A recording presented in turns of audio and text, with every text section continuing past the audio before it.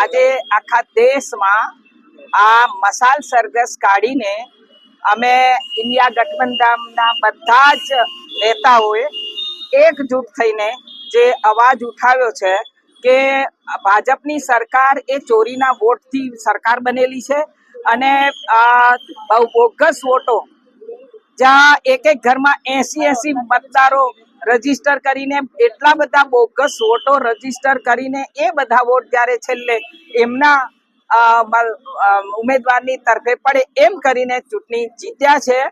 અને એક જ દાખલો કે કર્ણાટકમાં આદરણીય રાહુલજીએ જે બોમ્બ ફોડ્યો, 6 વિધાનસભામાં કોંગ્રેસ લીડમાં હતી અને છેલ્લા એક મહાદેવપુરામાં 1.25 લાખ જેટલા વોટ એને વધારે મળ્યા અને છેલ્લે 32,000 થી જીત્યો.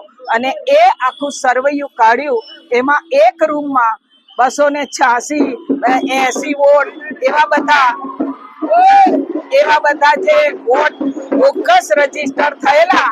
અને આવી રીતે આ એક મતદાર લોકસભા વિભાગનું કામ નથી, આખા દેશમાં એમને આવા જ બોગસ મતદારો ઉમેરીને આ ચુનાવ આયોગ અને સરકાર વળી ગયા અને આવી રીતે ભાજપની સરકારમાં ના ઉમેદવારોને જીતાડ્યા. એના માટેનો અમારો વિરોધ છે અને આ આખું કૌભાંડ બહાર આવી ગયું છે અને હજી આવતું રહેશે. Thank you.